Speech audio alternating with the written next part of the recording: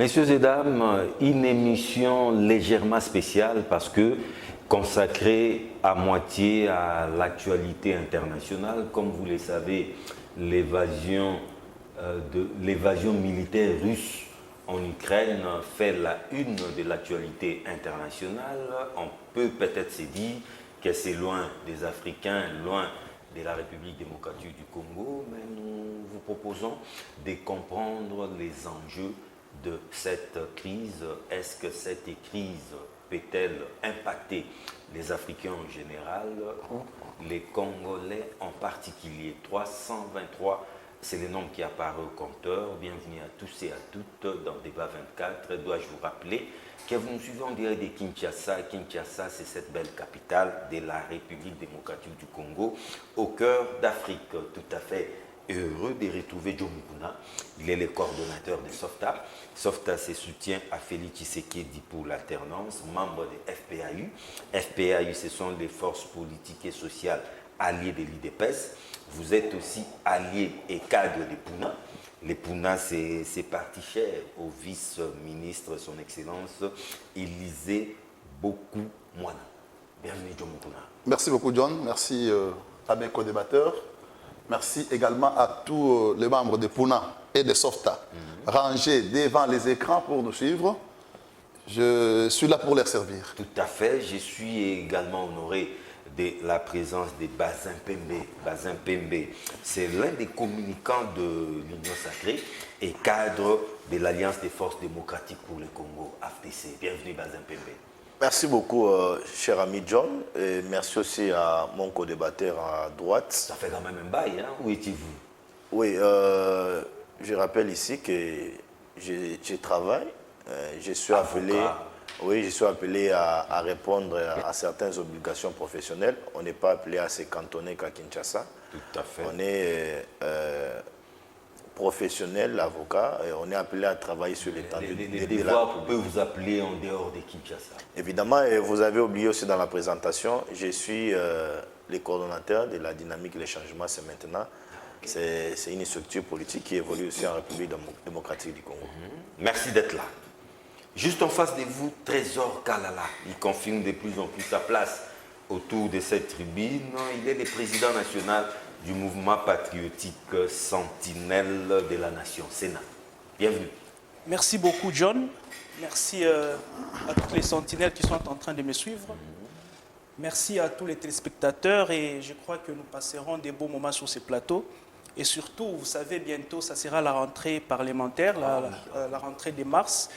Ça sera la rentrée de tous les enjeux où la loi électorale sera parmi les points à l'ordre du jour. Ouais. Vous savez que j'ai eu à faire une proposition de loi. Tout à fait. Une proposition de loi qui avait plusieurs innovations, notamment un parti politique ou un regroupement politique qui avait moins de 10 ans ne pouvait présenter un candidat président de la République. J'étais en train aussi de proposer les élections primaires par groupement, que les opposants nous sortent un candidat, la majorité un candidat, les indépendants un candidat, comme ça nous irons aux élections avec 3 candidats, ce qui va accroître la légitimité de celui qui sera élu, chose qui va même résoudre cette question des seconds tours. On vous recevra peut-être sur un plateau spécialisé. D'accord, donc je voulais juste déjà annoncer les couleurs, donc bientôt là, je dois répondre avec cette communication avant la rentrée session de parlementaire. mars, c'est une session de tous les enjeux parce que, surtout électorale. Alors, John Mukuna, ça paraît loin de nous, hein? L'ex-URSS, aujourd'hui la Russie, qui envahit un pays voisin appelé Ukraine, ancien pays sociétaire, membre de l'URSS, c'est vrai, mais depuis un pays autonome. Cette évasion militaire russe en Ukraine est commentée dans tous les sens. Vous êtes Congolais, Africain. Vous estimez que c'est loin de nous, ça ne vaut même pas la peine qu'on en parle? Merci, John. Loin du fait qu'on soit politicien congolais, analyste politique congolais, mais aussi nous sommes experts à ce qui concerne, nous maîtrisons très bien ces domaines de l'Europe de l'Est, surtout la crise qui a toujours vu le jour entre la Russie et l'Ukraine. On a affaire à un expert. Il faut rappeler à l'opinion que, d'abord, il y a 3 questions qui doivent se poser. 1, que veut la Russie? 2, que veut l'Amérique? 3, que veulent les Européens? Il faut mettre l'Europe et l'Amérique dans le même sac parce qu'ils constituent ce qu'on appelle l'Alliance Atlantique et l'OTAN. Il y a eu beaucoup d'accords entre la Russie et l'OTAN. L'accord qui interdisait les partis à étendre leur influence autour de la Russie. Vous savez que dans tout ça, sur le plan sociopolitique, c'est la Russie qui a agressé. Ce n'est pas la Russie qui agresse. Je vais devoir le démontrer. Ah bon? Oui. C'est la Russie qui a agressé et non la Russie qui agresse. Démontrer. Je vais démontrer. Donc là, vous faites passer pour l'avocat de la Russie. Hein. D'abord, il faut savoir que l'Ukraine et d'autres pays d'environnement faisaient partie du bloc soviétique. Tout à fait. En 1991, ce sont les Occidentaux, c'est-à-dire l'OTAN et autres, qui ont joué sur l'effondrement de la Russie. De l'URSS. De l'URSS. Et il y a des Moldavies qui sont nés, il y a la Bélarussie qui sont nés, il y a l'Ukraine, il y a et tout ce que vous avez. Mais il était aussi prévu que malgré ça, la Russie étant une grande puissance, on ne devait pas étendre les zones d'influence autour de la Russie. Pour la Russie, le fait pour l'Amérique de vouloir à tout prix, c'est-à-dire l'OTAN, pas l'OTAN mais c'est l'Amérique, parce que l'OTAN ne trouve pas trop d'intérêt là-bas, de vouloir à tout prix que la Russie, la Crimée, soit membre de l'OTAN, est une menace, est une ligne rouge que la Russie ne pouvait pas accepter que l'Amérique ou l'OTAN franchissent. Voilà le début du problème. La première tentative a eu lieu en 2014, lorsque la Russie a manifesté, l'Ukraine a manifesté l'intention de pouvoir adhérer à l'OTAN. Ça lui a coûté la Crimée. La Crimée est partie. La Crimée est partie. Vous connaissez le mode opératoire. C'était pas un référendum. C'est-à-dire les pro-russes habitants en Crimée ont sollicité l'indépendance. Ils vont et en fin de compte, ils demandent leur attachement à la Russie. À la Russie. Et à l'occasion même, il y a eu des États indépendants qui sont nés. Il y a Donetsk et Luhansk au sein de l'Ukraine. C'est des États qui sont nés, garder leur indépendance, mais non reconnus par les États. Vous connaissez comment naissent les États? Non reconnus. Mais aujourd'hui, puisque le président ukrainien, n'ayant pas compris les enjeux, voulant à tout prix aller à l'Union européenne, voulant à tout prix entrer à l'OTAN, et ce qui constitue une menace, la Russie a commencé par les mises en garde. En fin de compte, les tirs de sommation, c'est-à-dire il entoure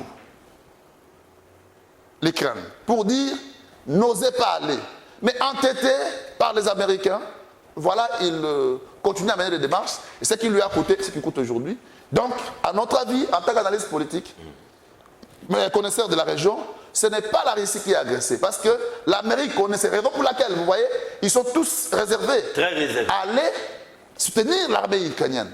Parce qu'ils savent. Et on a l'impression que l'Ukraine est abandonnée à son triste sort. Mais l'Ukraine, c'est bon. Moi, je condamne beaucoup plus le président ukrainien parce qu'il n'a pas réalisé ça avant.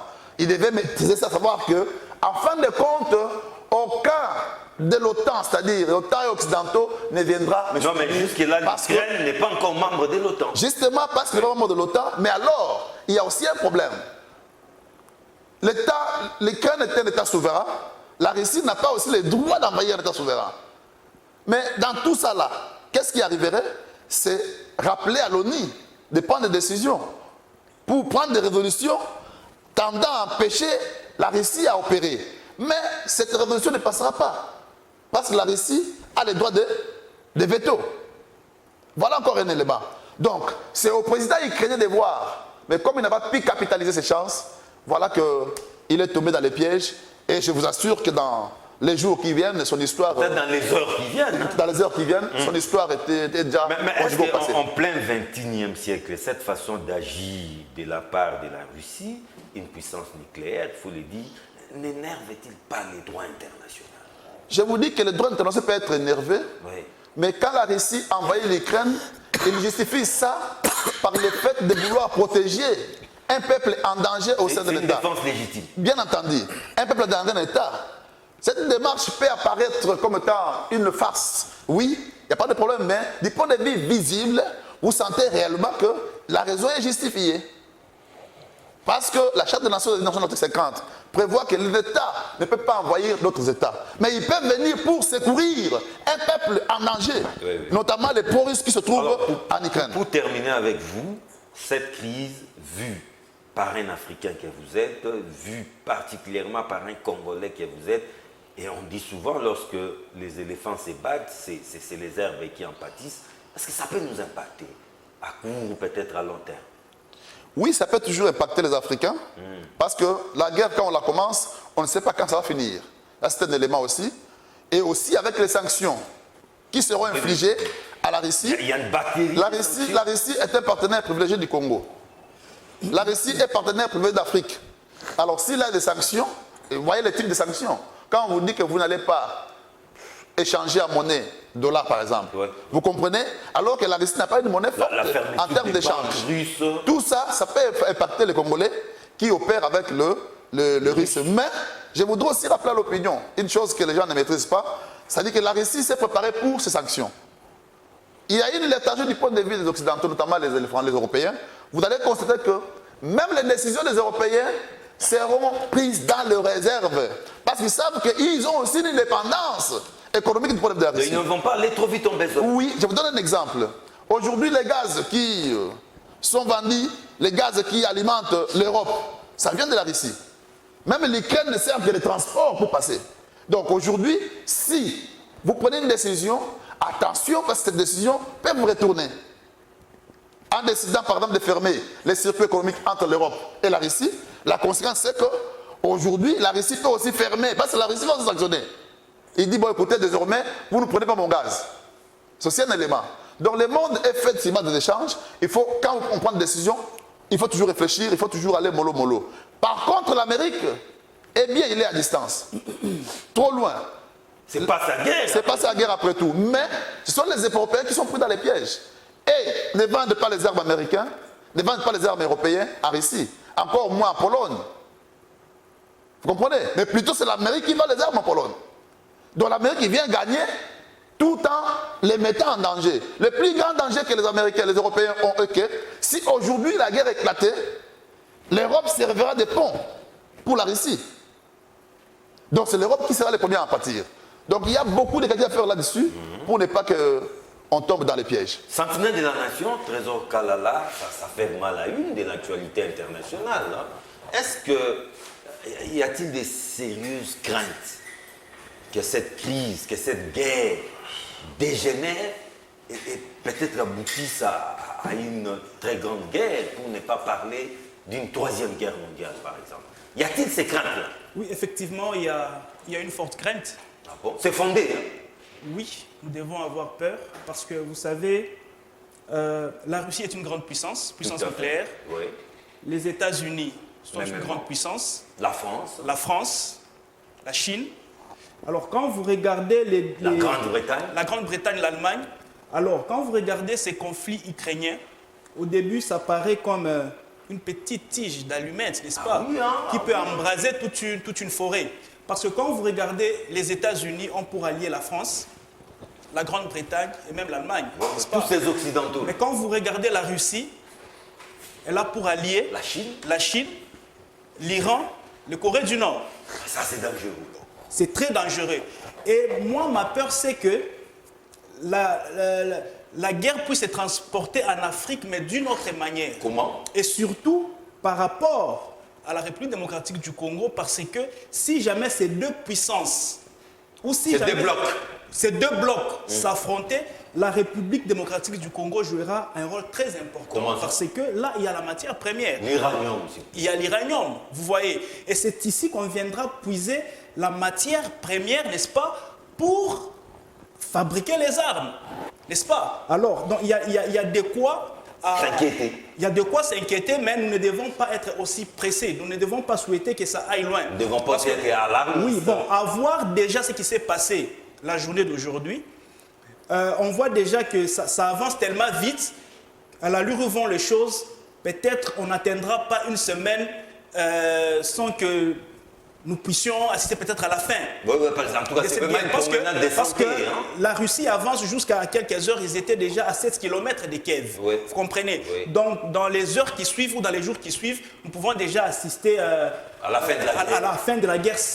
Je ne veux pas dire ça notre souhait ou pas. La fin, mais la guerre, quand elle commence, on le sait. Quand elle termine, on ne le sait pas. Il faudrait peut-être s'attendre à la riposte aussi. Hein? Oui, mais quand nous essayons de balancer la Russie face à l'Ukraine, c'est vraiment David et Goliath. Ça devait être une guerre très longue si, par exemple, les États-Unis ou la France avaient envoyé ses troupes en Ukraine. Mais quand ils ont promis les soutiens, mais au bon moment, ils ont croisé les bras. Et même si ils se sont limités à des sanctions économiques. Pensez-vous que ces sanctions sont efficaces? Non, je crois que les Russes ne sont pas dupes.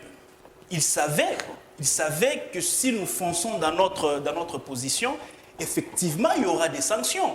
Alors, je crois qu'ils se sont préparés conséquemment avant de poser l'acte qu'ils ont posé. Donc, j'étais en train de dire, même le président ukrainien, il avait confiance à ses alliés, mais jusqu'en dernière minute, il a dit, nous sommes obligés de combattre et de défendre notre sol seul parce qu'il n'y a personne qui est venu nous aider. Donc, pour répondre à votre question, est-ce qu'il y aura des conséquences au niveau africain? Moi, je crois que si la guerre évoluait, effectivement, il y aura des conséquences au niveau africain. Parce que là, même les pays africains seront obligés de choisir les camps. Soit tu es du bloc des États-Unis, soit tu es du bloc de la Russie. Mais jusque-là, le silence des pays africains, le silence de la République démocratique du Congo, vous semble... C'est une position sage. Nous ne devons cette pas... réserve-là. En fait, c'est une réserve normale. Moi, à la place des dirigeants africains, je prendrais cette position.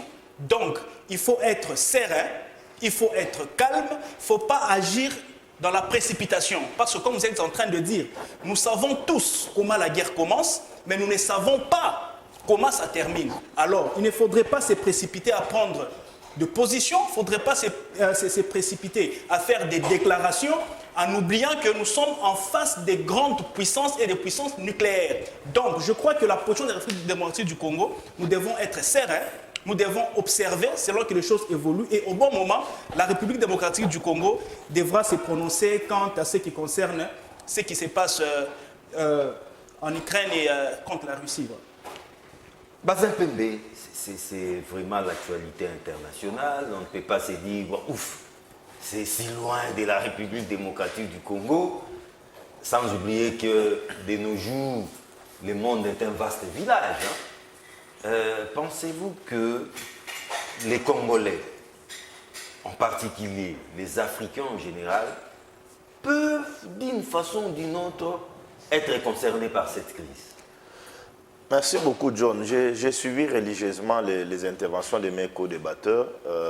Mon ami en face, qui a dit qu'il était expert à la matière, il nous a donné certains éléments. Complété aussi par mon frère en face. Mais j'aimerais un peu aborder, aller dans l'essence humanitaire. Oui. Vous savez, ce qui se passe entre la Russie aujourd'hui et l'Ukraine, les deux peuples qui sont entrés dans pâture.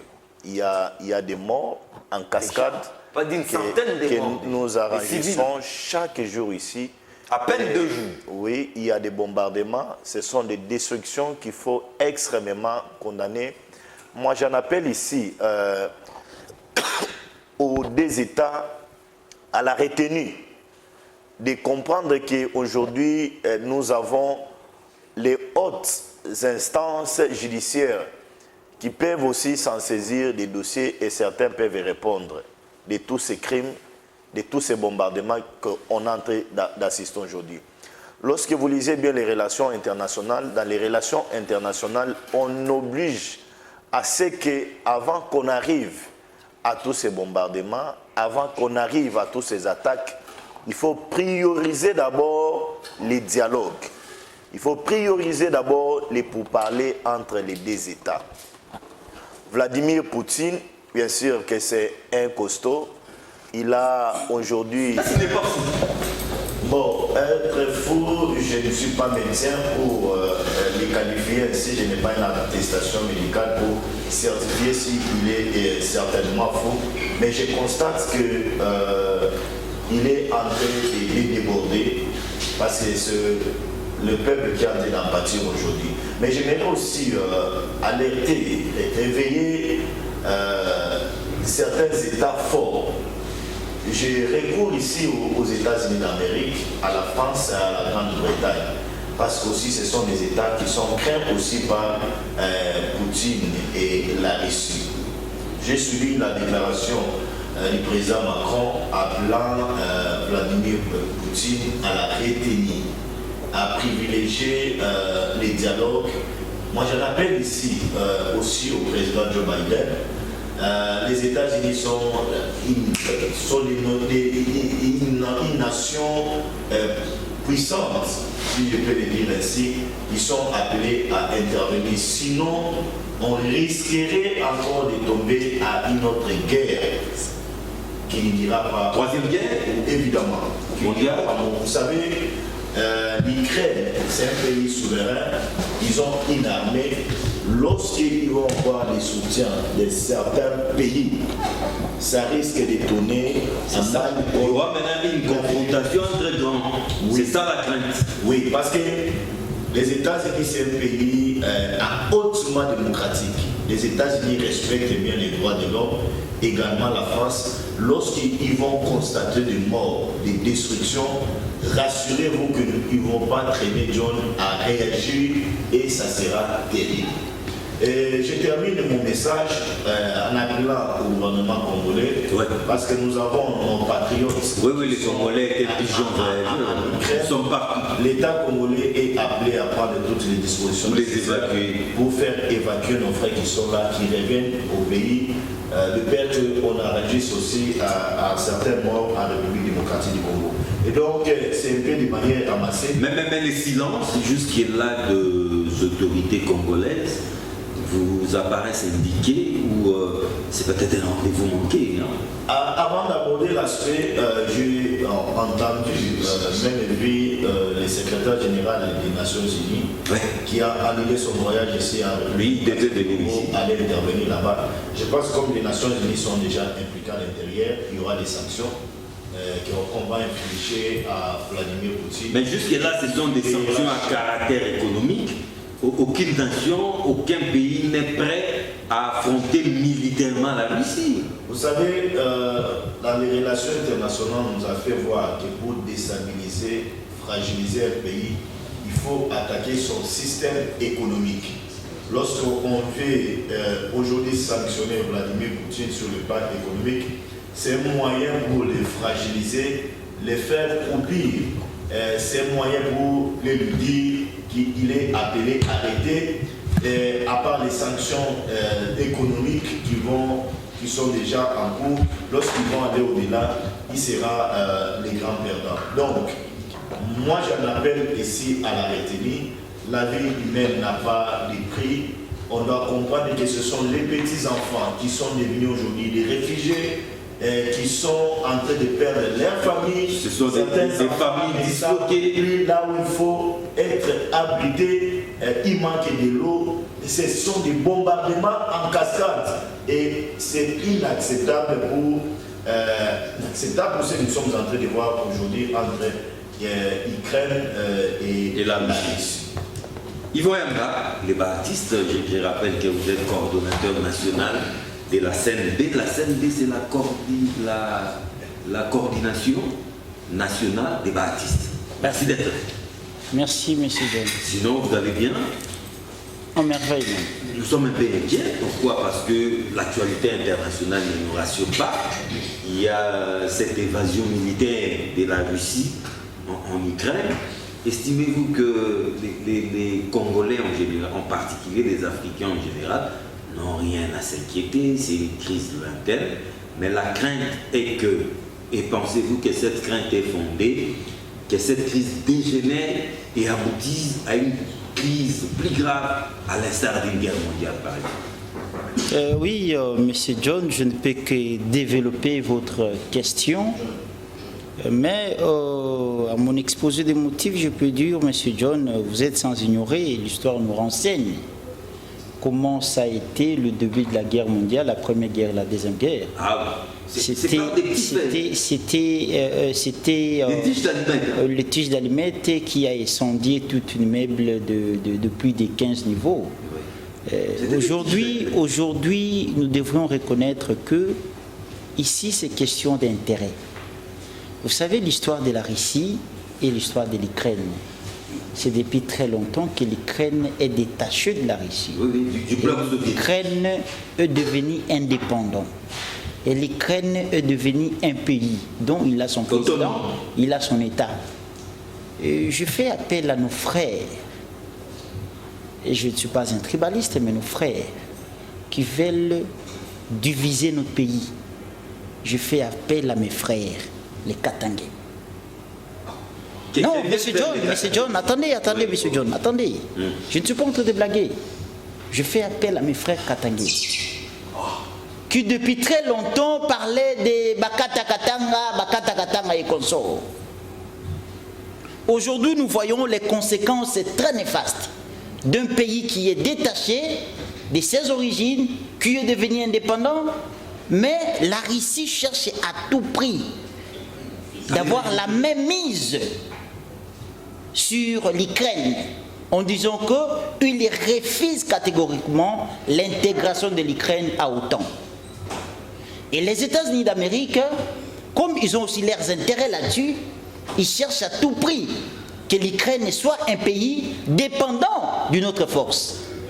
Mais c'est John, la Russie a des forces derrière lui. L'Ukraine est aussi mêmement. Mais le problème, on est que la Russie, c'est un pays très bien organisé sur le plan militaire. Mais ils ont été sanctionnés. Non, écoutez, non, les sanctions, ne parlons pas des sanctions. Non, les sanctions, c'est quoi? Qu'est-ce que ça va, les sanctions? Ça touche quoi? Non, monsieur, ça n'a aucune efficacité. Parce que c'est un pays puissant. Il peut réagir d'une manière ou d'une autre. Mais le plus important pour nous, les Congolais, c'est de penser à nos frères et nos sœurs qui sont là-bas. C'est ça le problème. C'est des catastrophes naturelles. Je dis à la télé, mais M. John, vous ne pouvez pas imaginer. À peine 48 heures. À peine 48 heures, mais c'est des catastrophes graves. J'ai suivi les présidents ukrainiens, mais la manière dont il parlait, mais vous ne pouvez pas imaginer. Avec la politique de la haute dimension de Poutine, qui a attaqué l'Ukraine, et qui veut changer les donnes, en diabolisant l'armée ukrainienne, en demandant à l'armée ukrainienne de récupérer le pouvoir, c'est-à-dire décourager les forces armées qui sont dirigées par un civil chef de l'État, pour leur demander de prendre les armes. Mais donc là, vous êtes juriste, bien conformation. Est-ce que cette façon de procéder de Poutine n'énerve pas le droit international moderne? bon, Où tout conflit, tout litige doit se régler par la voie pacifique. Mais nous avons là affaire à un cas d'agression avérée en droit international. Comment expliquer que les autres nations, les autres États ne réagissent pas? Ont-ils peur de la Russie? il n'y a pas une action sans intérêt, M. John. Il n'y a pas une action sans intérêt. La Russie a ses intérêts sur l'Ukraine et les autres pays qui sont derrière l'Ukraine ont aussi leurs intérêts. Donc, à mon humble avis, je n'ai pas assez de commentaires à faire là-dessus, mais on sait que je sache, c'est que nous devrions en tirer des leçons pour éviter que la situation de l'Ukraine nous arrive ici au Congo, M. John. Je vous parle aujourd'hui, c'est le 25 février 2022, même après 10 ans, 15 ans, même 40 ans. Je fais appel à mes frères Katangais. Je le répète, M. John, c'est depuis l'époque de Tchombe.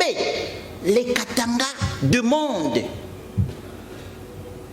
que cette partie de la province devienne un pays, devienne un État. Mais les conséquences... C'est une demande légitime. Non, ce n'est pas une demande légitime. Comment une demande légitime? S'il passe au référendum. Moi, je ne pense pas. Je ne pense pas. Je ne m'attends pas à cela. Ça, c'est vous chercher à incendier le pays. Merci beaucoup, Yvon Yanga, les Baptistes. Revenons au pays de Félix Tshisekedi Tshilombo. Les élections de gouverneur et vice-gouverneur étaient prévues pour ces débuts du mois d'avril, mais reportées pour les mois de mai. Mais, Djonguna, vous qui êtes un fin observateur et analyste de la vie politique nationale, cette fois-ci, l'Union sacrée a changé de méthode. Hein. Il y avait des envoyés dans chaque contrée, dans chaque province. Il y a des partis qui ont procédé au primaire. L'Union sacrée a son ticket ou ses tickets pour chacun. Mais il faut déjà dire que dans certaines provinces, ça ne passe pas. Est-ce que cette façon de procéder ne risque-t-il pas de desservir l'Union sacrée elle-même? Parce que au finish, c'est les grands électeurs, les députés provinciaux qui doivent élire en âme et conscience. Non, John, merci beaucoup. Vous allez permettre que j'ai rebondisse un peu. Ah, la crise en Ukraine. Oui, écoutez, la crise en Ukraine se cogne entre le président américain, Poutine, les présidents ukrainiens et les Occidentaux, c'est-à-dire les Européens. Ils se connaissent. Ils connaissent les problèmes. Les nœuds. Ils connaissent les nœuds du problème. Ils connaissent qui a la faute, qui a raison. Parce qu'ici au Congo, nous nous intéressons peu à la capitale internationale. C'est pourquoi moi je me dis expert. Si je m'explique, peut-être on croirait que j'habite Donetsk ou Luhansk. Ou Kiev. Ou Kiev, tout ça. Donc, Kiev est déjà encerclé. Hein. Peut-être c'est le temps qu'on termine cette émission. Ça va tomber. Vous avez vu Il y a déjà un aéroport qui est déjà récupéré. Vous avez vu l'arrogance avec laquelle le président ukrainien avait agi à l'époque, avant le début des... Non mais depuis un temps. Il croyait qu'il aura du soutien. Ça, ce n'est pas être politique. Ça, ce n'est pas comprendre le monde. D'abord, il faut noter qu'il n'y aura jamais une guerre entre les États-Unis et la Russie. Ah, jamais. Il n'y en aura jamais. Mais c'est la fin du monde. Surtout à cause de l'Ukraine. C'est la fin du monde. Cet affrontement. C'est-à-dire que s'il y a guerre aujourd'hui entre les puissances nucléaires, c'est la fin du monde. Alors il n'est pas capable de ça. Et qu'est-ce qui va arriver? On va vous sacrifier, vous. Les airs. Mais oui. Donc l'Ukraine sera sacrifiée. Parce qu'on n'acceptera pas. D'ailleurs, vous avez suivi le temps de Poutine. Qu'est-ce qu'il a dit? Tout celui qui interviendra. Ah oui, hein. Il vivra ce qu'il n'a jamais vécu. Est-ce qu'il ne bluffe pas? Est-ce que vous connaissez... Est-ce qu'il n'est pas en train de bluffer? Vous connaissez ce que Poutine détient comme arsenal militaire nucléaire aujourd'hui? La capacité de faire. Mais il n'est pas le seul à l'été. Vous connaissez ce qu'on appelle Satan 2. Que les Américains même ont dit, ça on n'en a jamais vu. Ça peut disparaître la France. Ça peut disparaître la France. Ce sont les Américains qui ont dit. S'il frappe, la France disparaît. Bon, vouloir faire la guerre avec un monsieur comme ça, qui est aussi voyou? Poutine n'est pas voyou. Non, il n'est pas du fou. Mais pour gérer les gangsters comme les Américains, il faut être voyou. Et ce qui a fait que l'Israël a été dans le nucléaire, Corée du Nord a été dans le nucléaire, parce qu'ils se sont fait des voyous. Les États voyous. Voilà. Si vous ne le faites pas, vous n'en aurez pas, vous ne serez pas classé, vous continuez à être air de comme l'Ukraine. Et là, on va vous respecter. Là, on va vous respecter maintenant. Donc aujourd'hui, la mission de Poutine était de se faire respecter. Si vous n'avez jamais entendu, maintenant écoutez-moi. C'est lui qui se sent fort qu'il vient d'intervenir. Mais sur le plan humanitaire, aujourd'hui les gens pleurent, on nous écoutez. Humanitairement, les gens souffrent, les gens vont mourir. Mais qui nous tue? Ce sont des Américains. Ce sont des Américains qui provoquent la Russie. Parce qu'il a été arrêté que vous n'allez pas prendre le contrôle dans mon zone d'influence. L'élargissement de l'OTAN. Est-ce que vous savez que si la Russie aujourd'hui décide d'aller implanter des missiles sol-air au Kiba, l'Amérique parle, au Mexique il va parler. Mais pourquoi seulement venir aux Antilles? Pourquoi venir vers l'Ukraine? C'était une provocation, une ligne rouge, et l'autre n'en est pas. Et comme ce sont les puissances nucléaires, maintenant ce sont les armes qui en pâtissent, notamment l'Ukraine. Ils sont des victimes. Donc, au président ukrainien, lui n'avait pas un œil politique. Même moi, là où j'étais, je me disais, mais je ne peux pas avoir une telle arrogance. Parce que je sais que la Russie va frapper. Et voyez maintenant ce qui s'est passé. Il a crié, hein, il crie au secours. Il était triste aujourd'hui. Hein. Il dit quoi? Son sort est scellé. Il dit, très triste. Il dit c'est ma peau qui est visée. Non, il dit carrément c'est mon pouvoir qui est visé parce qu'on ne le tuera pas. Non. On les mettra tout simplement de côté. Ça doit se faire et il ne parlera plus. Voilà. Alors, aux Congolais qui sont là-bas, il n'y a qu'une seule corde. Si jamais la guerre persistait, ils vont sortir par la Roumanie. Mais souvent, dans de pareils cas, l'évacuation des Congolais pose toujours problème. Hein? Non, ce n'est pas seulement les Congolais. Il y a beaucoup de déplacés actuellement. Mais ils sortent pas. On verra d'autres États s'organiser. Non, je leur indique, s'ils nous suivent, je leur indique, ou ceux qui suivent, dites aux Congolais qui sont à l'Ukraine de sortir par la Roumanie. À pied? Non, c'est frontalier, mais c'est comme ici à Katamoulo. Ah, ok. C'est pas loin. C'est comme ici, madame, vous prenez La frontière est terrestre. Oui, terrestre, vous sortez par la Roumanie. À travers la Roumanie, pardon, Pologne plutôt, Pologne. À travers Pologne, vous prendrez l'avion congolais qui atterrit là-bas, il vous embarque pour revenir sur le Congo a de la chance parce que vous avez un président qui pense aux Congolais. Oui, qui pense au peuple. Voilà. Qui s'en soucie de son peuple. Oui. Donc il va mettre en place affréter un avion pour ramasser les Congolais qui sont là en détresse et les ramener au pays. C'est ça l'avantage, chose que nous avons connu dans les régimes de Kabila. On est voulu. Voilà. Ticket, ils ont sacré nos provinces. Quand nous avons pas desservir. Je voudrais d'abord vous rappeler ici que sur le plan de l'Union sacrée, féliciter les amis de l'Union sacrée qui sont en face de moi, je vois. Je vois Yvon Yanda, tous trois ici, nous faisons partie des communicateurs de l'Union sacrée.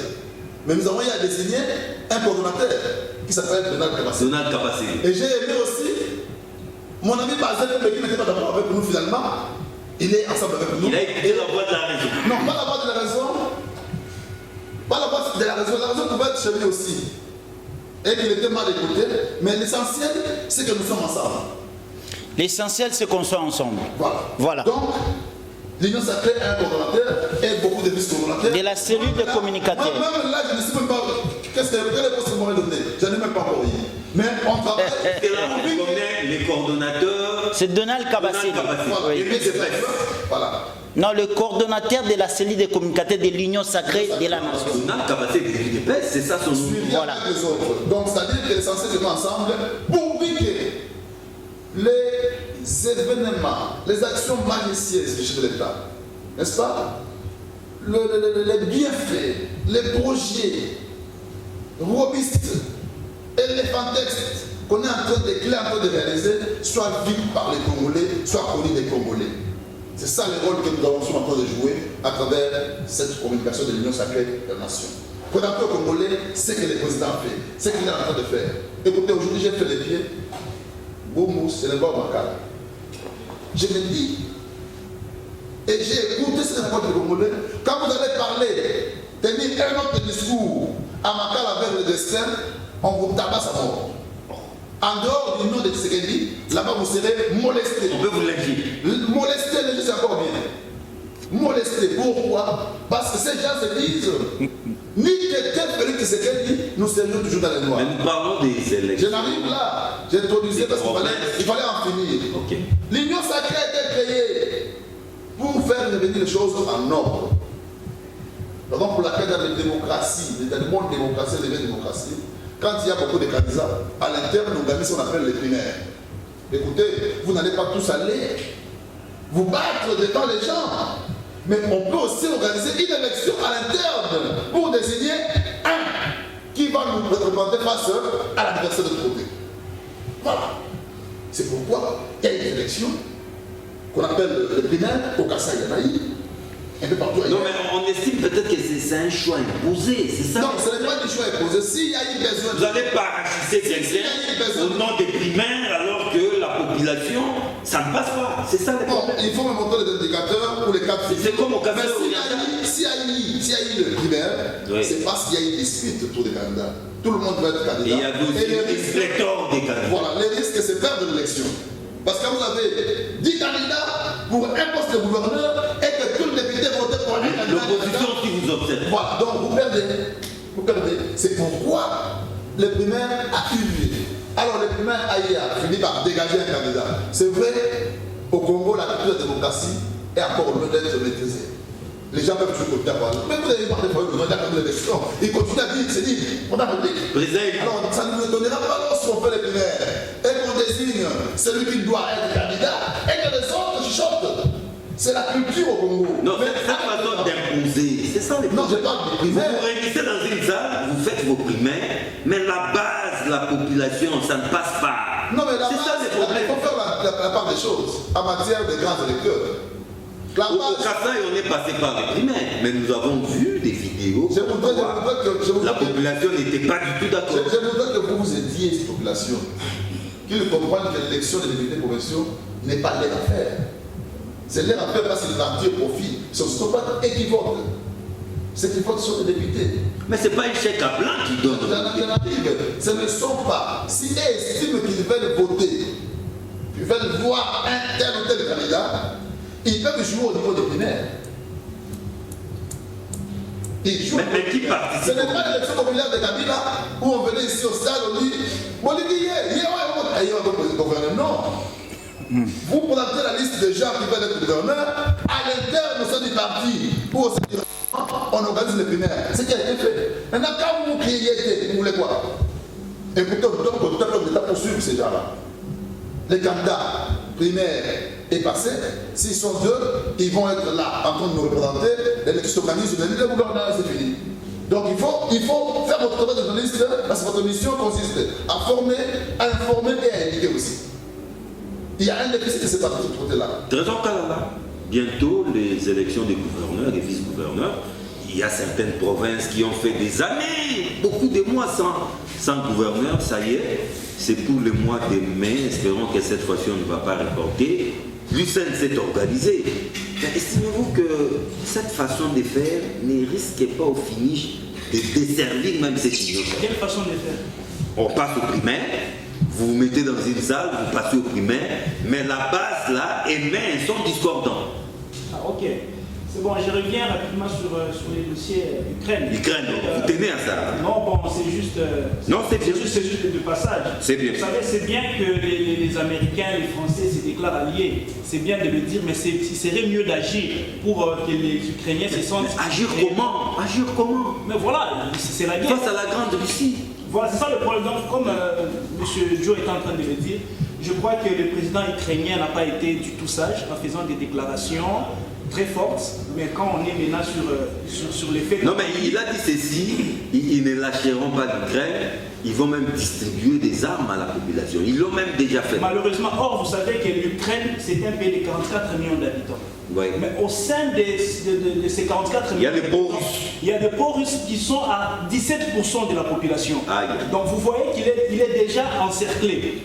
On a télétué, j'ai vu les images. Oui, j'ai vu aussi quelques images. On a eu à tuer deux Ils sont traqués cet après-midi. Ouais. Mais seulement, vous savez que ça peut engendrer une guerre civile. Ça peut dégénérer même aller à une guerre civile. Donc 44 millions, il y a déjà 17% de pro-russes. Donc ça sent mauvais. Moi je crois qu'il devait être M, mais le vin est tiré. C'est vraiment une situation explosive. C'est une situation très explosive même. Le vin est tiré, il faut le boire. Alors qu'ils se défendent jusqu'à la fin parce que je ne vois pas les États-Unis envoyer des troupes en Ukraine. L'Union africaine, l'Union européenne? Même pas l'Union européenne. Je ne vois pas. Ils se sont limités aux sanctions économiques. Juste ça. Et d'ailleurs, moi je me dis, si je dois être un Congolais, si j'ai remis ma peau, ma veste des sentinelles de la nation, pour moi je dirais quelque part que c'est un peu un non-événement pour moi. Cette guerre? Oui, parce que si il faut comparer cette guerre à ce que notre pays a vécu, nous sommes autour de 10 millions de morts, s'il vous plaît. Dans votre introduction, vous avez parlé il y a eu des gens 100 morts. Et d'ailleurs, cette guerre, ce n'est pas la première fois. En 2014, ils se sont encore affrontés. Il y a eu 100... Oui, pour la Crimée. Il y a eu encore plus de 1000 morts ou 14 000 morts. Mais c'est rien par rapport aux 10 millions que ce pays a déjà perdu. Donc, je vois les médias s'enflammer, je vois même des pasteurs congolais faire des prières. Des prophéties. Mais je rigole, je dis, s'il vous plaît, il y a des sujets de prières. Les prophéties sortent des partout. Prions pour Ukraine. Mais parlant de la République démocratique, c'est le début de la fin. Ça fera des décennies et des décennies que les gens sont en train de mourir.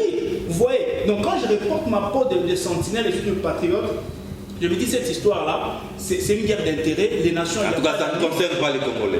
Bon, ça peut concerner d'une manière ou d'une autre, mais si nous entrons dans le fond, nous avons des vrais problèmes. Et nos vrais problèmes que nous avons, c'est la mort de nos compatriotes. Nous avons nos morts ici. Tous les jours, nous sommes autour de 10 millions de morts. Et nos morts ne sont pas si médiatisés. Ils ne sont pas si médiatisés, mais la guerre Ukraine, on a vu la promotion, c'est du marketing. Toutes les chaînes internationales. Toutes les chaînes, même locales, en parlent. Même locales, c'est vrai. Je suis désolé.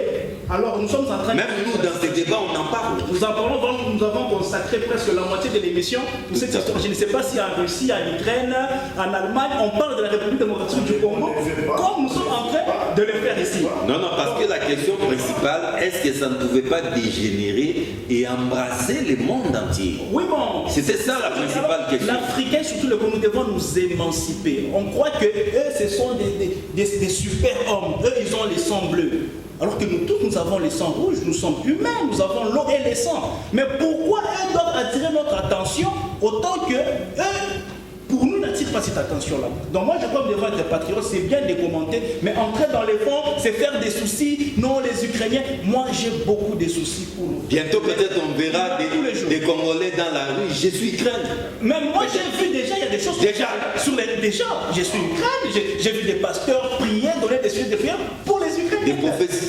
S'il vous plaît. Alors que nous avons nos morts tous les jours. Alors, moi, je crois que c'est bien qu'on critique, mais si nous entrons dans les fonds, c'est un non-événement par rapport à ce que nous vivons. Dossier gouverneur, vice-gouverneur. Dossier gouverneur, vice-gouverneur, je crois qu'il était temps. Il était temps qu'on puisse passer maintenant à ce qui doit... J'ai vu après qu'on a reporté. Oui, c'est pour début au mois de mai. On a reporté au mois de mai. Moi, je crois que c'est de bons droits. Je crois que l'Union sacrée était obligée,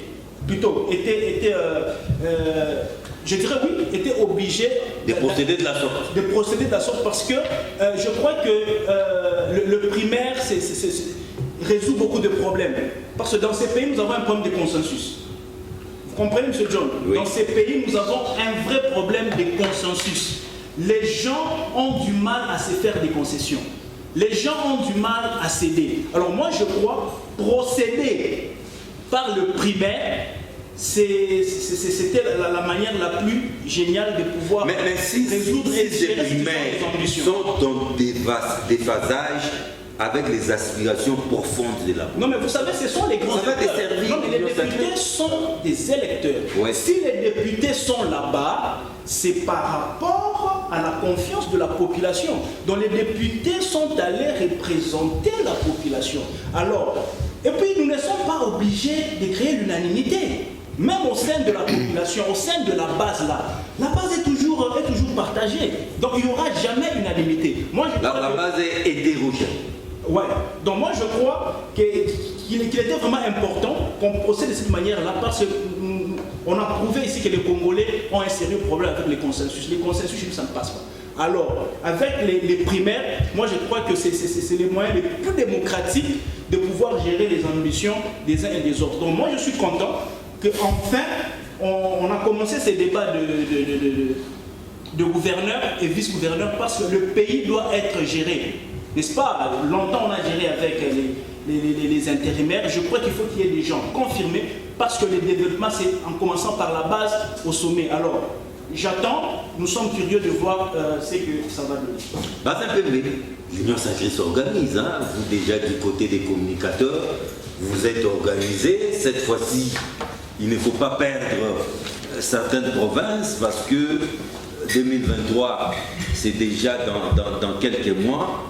Mais cette façon de procéder vous rassure ou les faire, il y aura une sorte de retour des manivelles qui risque de desservir même à cette même Union sacrée? Merci beaucoup, cher ami John, pour la question. En ce qui concerne l'organisation de l'Union sacrée et des communicateurs, j'aimerais qu'on fasse une différence avec nos amis du FCC qui ont pris le travail d'un communicateur comme si c'était un métier. Ils avaient même des fonds pour ça. Oui, PPRD disposait, FCC en général disposait des moyens, ils mettaient les moyens à la disposition de ces communicateurs, alors que dans les lignes budgétaires, on ne mentionnait pas les rubriques communicateurs. Donc c'était un détournement. Et vous n'allez pas procéder de la sorte?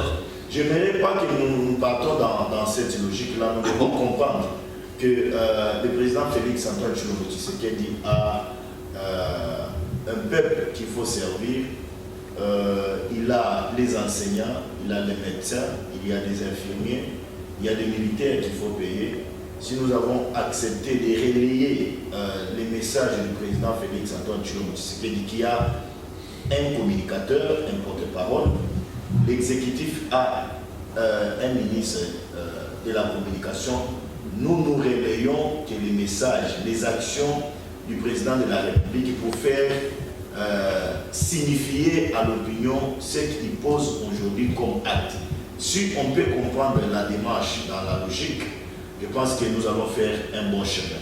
Mais si nous avons en tête... Donc pas de budget de communication. Si vous n'en voulez pas? Non, si nous avons en tête que la communication c'est un métier où il faut être payé à la fin du mois, nous allons déroger à la vision du président de la République et les peuples d'abord. Parce que là, nous serons en difficulté de faire démontrer à l'opinion où sortira tous ces moyens-là pour mettre à la disposition des communicateurs. Donc déjà, on doit comprendre que l'Union sacrée, les communicateurs de l'Union sacrée sont différents des communicateurs du FCC, des tristes et mémoires.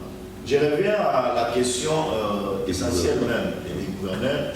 Je rappelle ici à l'opinion que tous, nous sommes au sein de l'Union sacrée sous la vision du président de la République, Félix Antoine Tshilombo Tshisekedi. C'est lui qui donne les orientations, les directives à suivre.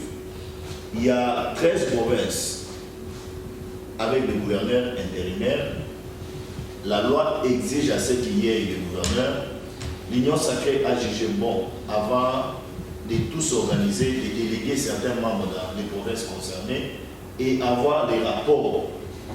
Les partis politiques qui ont des députés provinciaux et ceux qui n'en ont pas.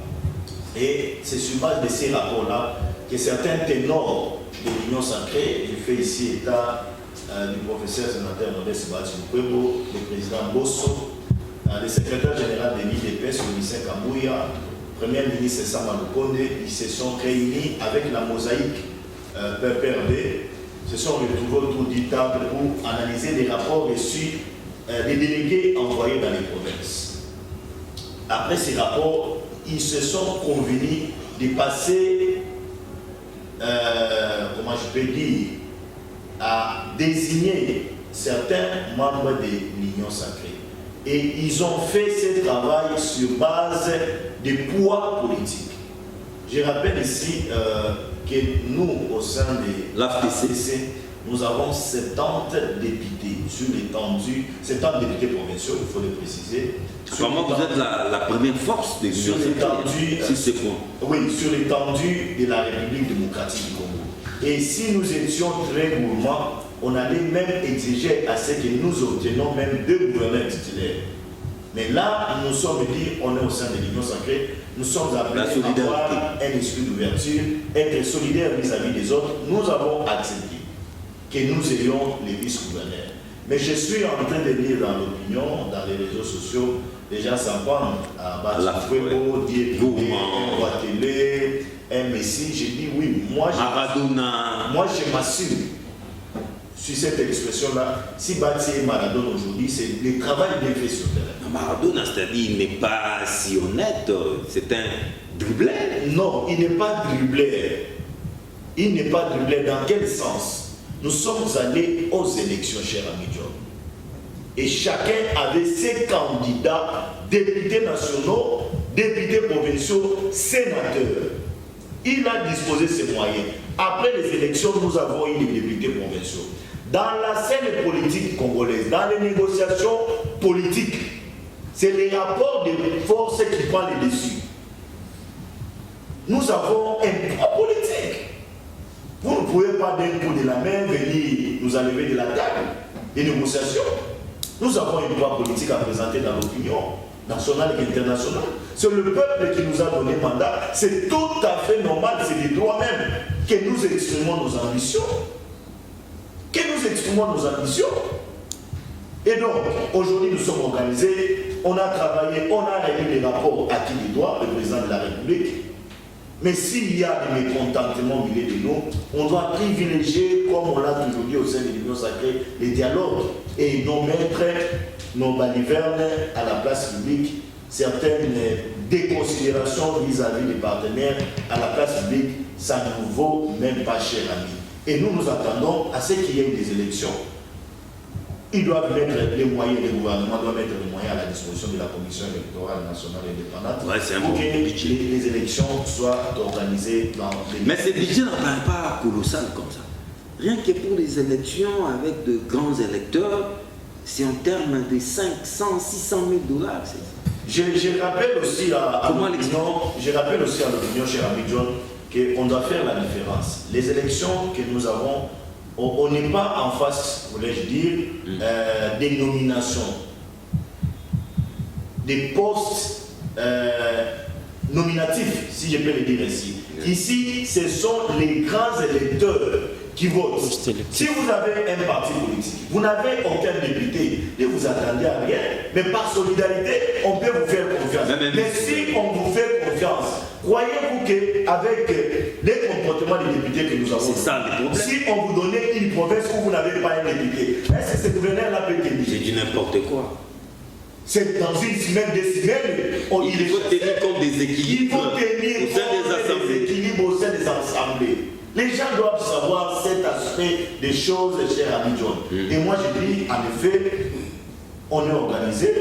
C'est un rapport qui a été organisé par les chefs. Nous appelons nos députés à faire les bons choix pour que les gouverneurs qui ont un programme pour matérialiser la vision du président de la République, qu'on le fasse. Et surtout, je rappelle ici que lorsque vous lisez le programme des 145 territoires du président de la République, qui sera exécuté par la PNUD, par la DCPO et par une structure, on dit le pilotage c'est le président de la République, les ministres sectoriels, le premier ministre, et on fait aussi allusion au gouverneur. Dans certaines provinces où nous n'avons pas de gouverneur, nous aurons du mal à exploiter les programmes de 145 territoires du président. Parce que vous êtes de l'AFDC, saisissant la balle au bon, qu'est-ce qui se passe au Sud Kivu, où vous avez un gouverneur désavoué par les partis, mais réhabilité ou confirmé par la justice? L'opinion nationale et internationale doit retenir une seule chose. Wabidje a été porté par AFDCA, du Conseil sénateur Modeste Batumbo. La population, le peuple ici qui a constaté la mégestion dans les chefs de notre frère, et ce peuple l'a désavoué par le biais des grands électeurs et députés provinciaux. Il y a eu une motion, on l'a désavoué. Et avant qu'il saisisse la Cour constitutionnelle, les regroupements politiques AFDC qui avaient porté sa candidature, ces regroupements, ils sont partis politiques avec son autorité morale, nous l'avons désavoué. Et ce peuple a manifesté, John, s'il vous plaît, le peuple a manifesté pour dire non au retour de M. Théo Ngouabidje à la province. De son droit, il a saisi l'appareil judiciaire, la justice l'a réhabilité. Mais nous disons à la justice, oui, devant les décisions judiciaires, on s'incline. Mais on doit aussi tenir compte des aspects de terrain sociologiques. Parce qu'un Ngouabidje ne dirige pas les animaux, il ne dirige pas dans la forêt, il dirige dans une ville où il y a un peuple. Lorsque vous êtes vomi par ce peuple, c'est important de s'incliner. Et moi, j'en appelle ici aux députés qui ont la charge du monsieur le gouverneur, parce que l'exécutif, ce sont les patrons du gouverneur, ils sont appelés à prendre leurs responsabilités pour que la situation évolue. Au lieu de tirer à boulet ou gauche, c'est oui, autant... les députés doivent s'assumer par des motions ou bien par d'autres questions parlementaires pour que les messieurs quittent les gouvernements. Il va y avoir un mot sur le fonctionnement de communicateurs, mais d'une union sacrée. Bas indique que vous devez naviguer à contre-courant que les communicateurs du FCC, et puis cette façon de procéder des Lucens, de procéder aux primaires pour imposer c'est entre guillemets des gouverneurs et vice-gouverneurs, ne risquent-ils pas de desservir cette même union sacrée? Merci beaucoup. Je vais répondre à trois questions. La première, c'est pour le communicateur. Oui, Deuxième, c'est pour les élections. Et troisième, c'est pour les dossiers de l'ancien gouverneur de Chi. Non, pas l'ancien gouverneur. Non, il est ancien gouverneur de Chi. Là, c'est vous qui l'avez dit. Et je finis, M. John. Je vais un peu informer à mon frère Bazé Pembe qu'il y a déjà une demande d'une session extraordinaire. Rien que pour...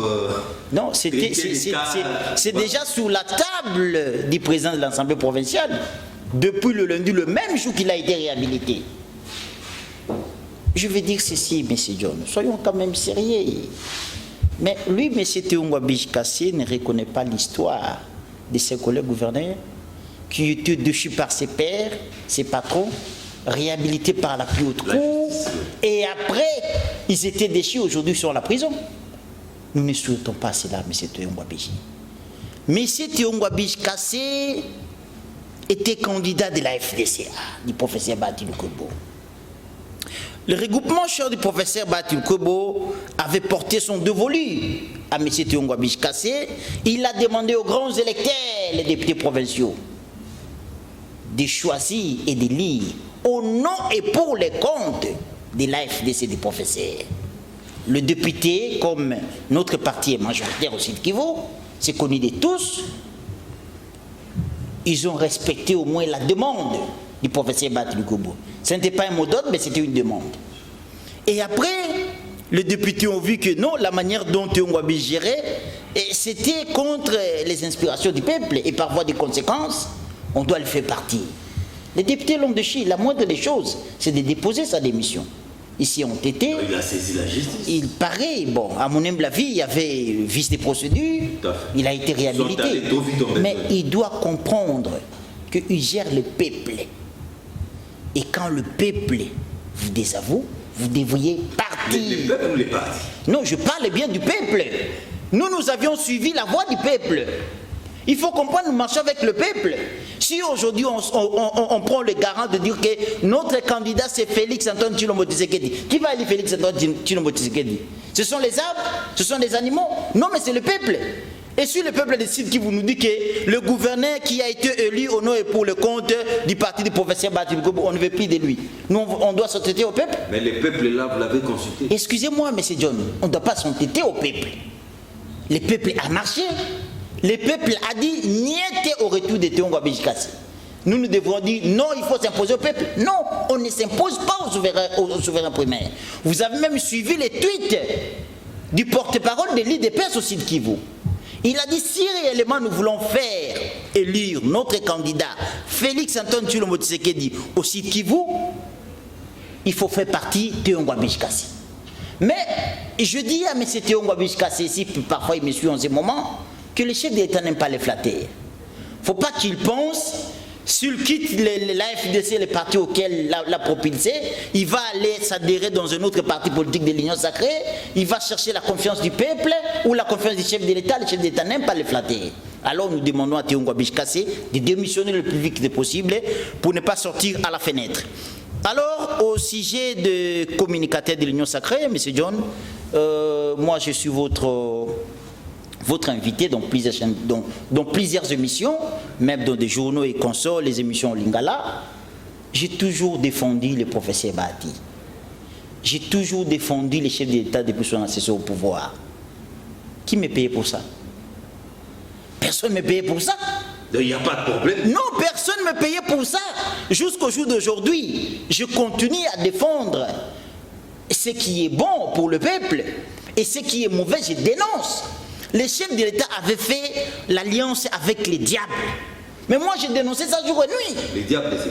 Mais vous connaissez, vous voulez que je cite ici des noms? Je ne suis pas venu pour la publicité. C'était pas avec d'autres Congolais? Non, il avait fait l'alliance avec les diables et je parle bien des diables. Nous avions dénoncé. Les chefs nous ont écoutés. Les chefs, comme c'est le garant de bon fonctionnement d'institutions, les responsables de tous les Congolais, ils pensaient que ce sont aussi des bons Congolais. Laissez-moi finir, M. John. Ils pensaient que ce sont des bons Congolais. Mais lui-même s'est rendu compte que c'était une alliance avec les diables. Et par voie de conséquence, je dois rompre cette alliance pour l'intérêt du peuple qui m'ont élu. Voilà pourquoi c'est un discours devant le peuple, devant le deux chambres réunion congrès, que le peuple le suivait. Il avait mis fin au mariage avec le FCC de triste mémoire. Pour vous dire que je suis communicateur attitré et je n'ai pas le temps de demander quelque chose pour venir défendre le régime. Non, c'est loin de là. Ce sont des idées qui n'arrivent même pas, qui ne tiennent même pas le pied et la tête. Bon, au sujet des élections des gouverneurs. Monsieur John, je pense que vous connaissez la définition du mot la méritocratie. La méritocratie, c'est un système de personnes fondé sur les vraies valeurs des individus. Avant tout, avant les assises des hautes personnalités de l'Union sacrée, il y avait des sondages dans des provinces. Il y avait des sondages au niveau du peuple et au niveau des grands électeurs.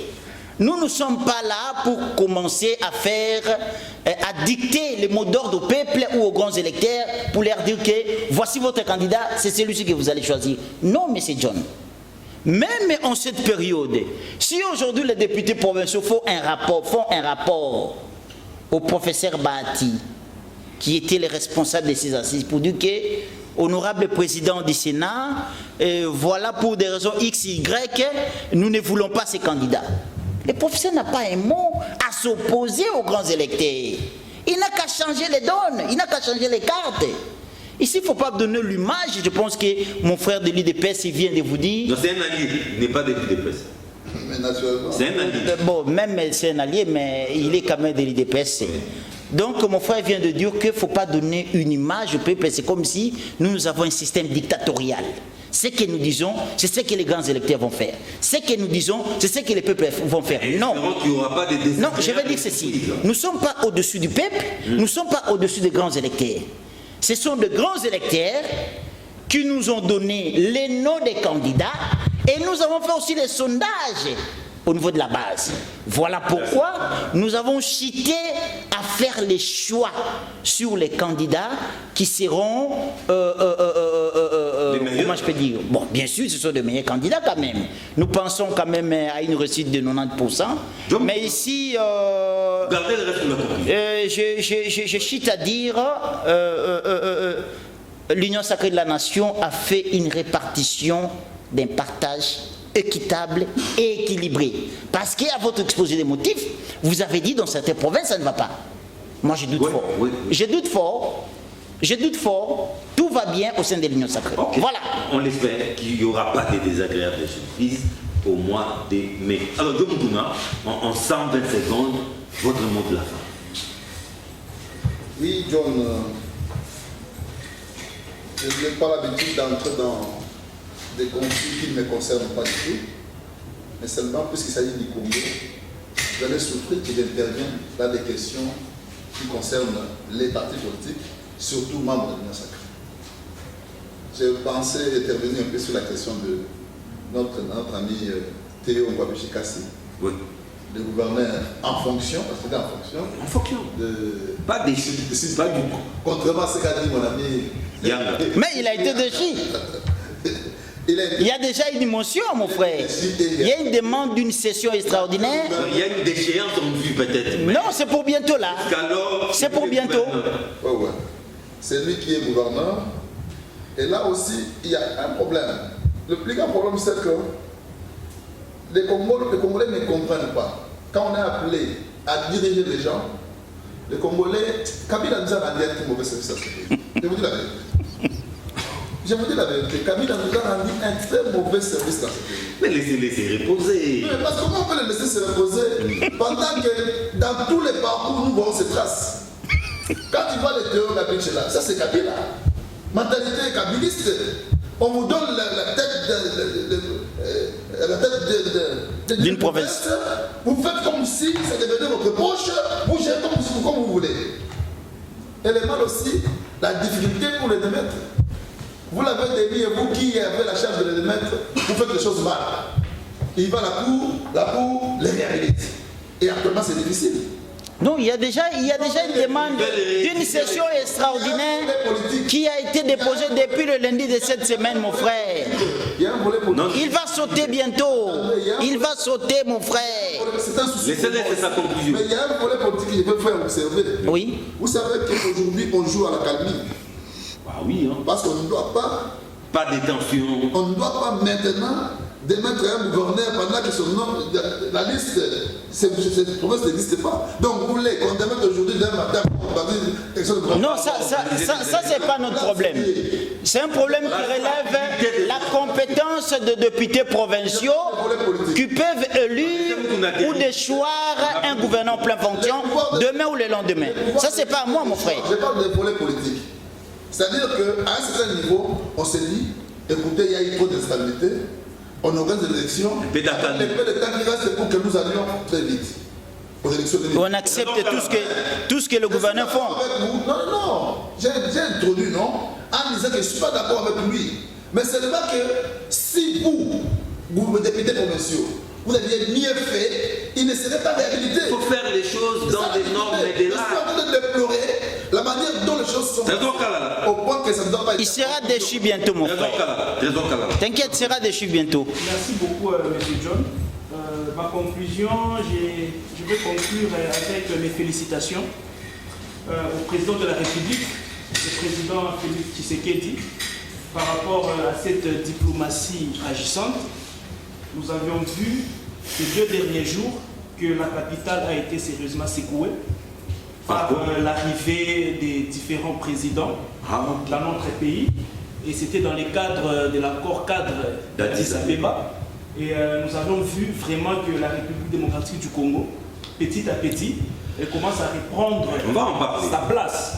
Alors moi, je voulais vraiment féliciter le président de la République pour cette ouverture, n'est-ce pas, pour ce retour du Congo sur la grande scène et les grandes nations. Donc c'est vraiment un coup de chapeau. Alors j'ai fini par dire ceci, vous savez, monsieur John, ne m'arrachez pas la parole, juste 30 secondes. J'aimerais parler sur ma proposition de loi. S'il vous plaît, je conclue par là. Ta proposition de loi? Ma proposition de loi qui modifie la loi électorale de 2006, n'est-ce pas? Elle a 3 grandes innovations. Je cite juste les 3 grandes innovations et prochainement nous allons en débattre, n'est-ce pas? La première innovation, c'est que je suis en train d'interdire dans ma proposition de loi qu'un parti politique qui a moins de 10 ans ne peut présenter un candidat président de la République. Ah, c'est une bonne proposition. Deuxièmement, je suis en train de proposer des primaires, les élections primaires. Il y aura 3 groupements. Les opposants vont nous sortir un candidat, ceux de la majorité vont nous sortir un candidat et les indépendants vont sortir un candidat, ce qui fait qu'au finish, nous aurons 3 candidats. Mais il y a un bémol. Le président de la République en fonction est d'office le candidat de la majorité.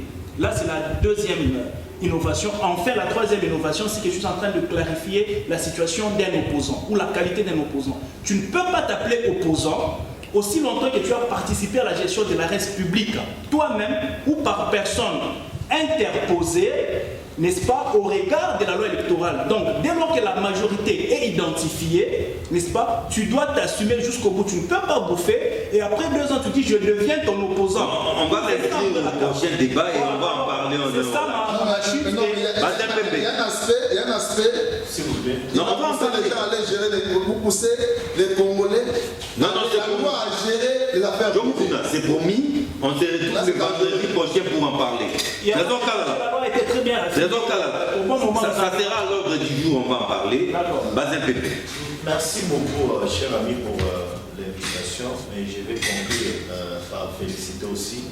Nous avons parlé ici des primaires. Il faut féliciter l'IDPS.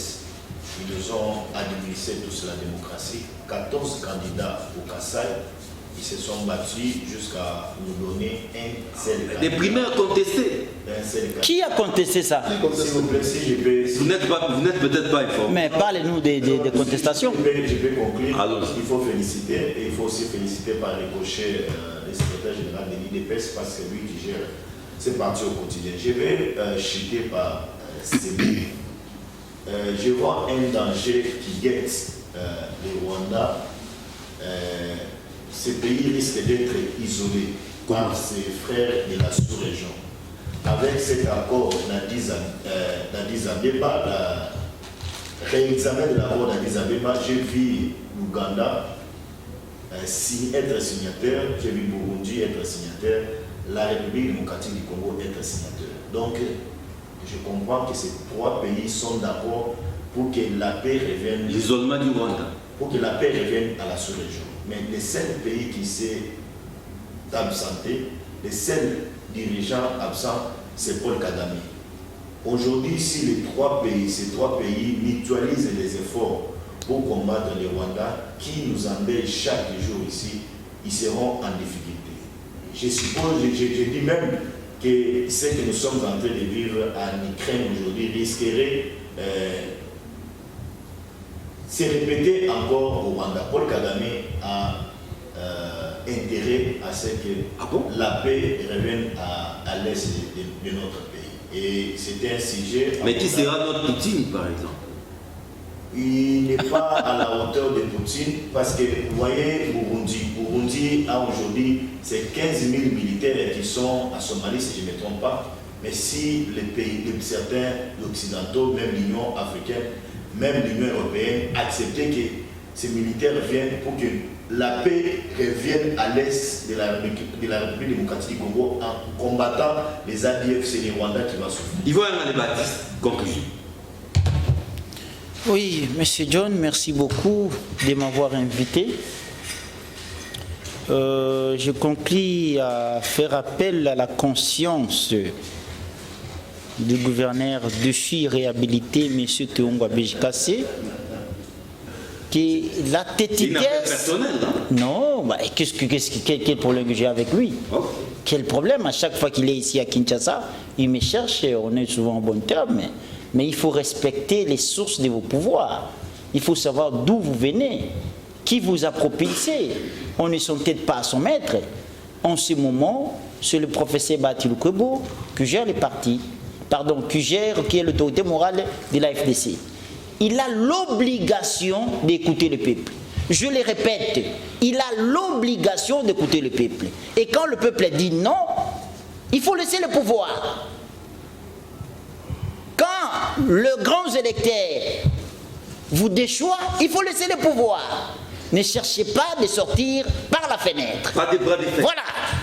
Deuxièmement, je conclue à dire que la cellule des communicateurs de l'Union sacrée de la Nation est une structure muscleuse composée de grands communicateurs. Donc, je dis à l'opposition, ils doivent s'y préparer.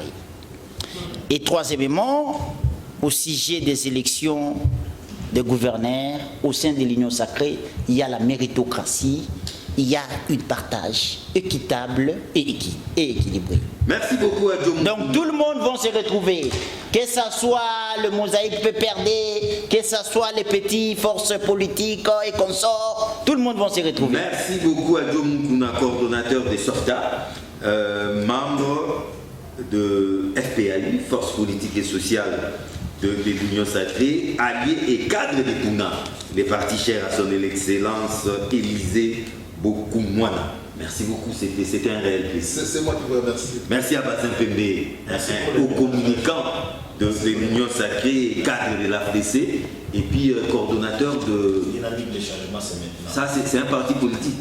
C'est une structure politique. Qui est différent d'un mouvement politique. Différent. Ah, peut-être on va en parler prochainement. Yvon Yanga, les baptistes, la coordination nationale des baptistes. Merci beaucoup. C'est moi qui vous remercie. Et enfin, la sentinelle de la nation, il s'appelle Trésor Kalala. Merci beaucoup. Merci beaucoup, Joseph. Merci surtout à vous.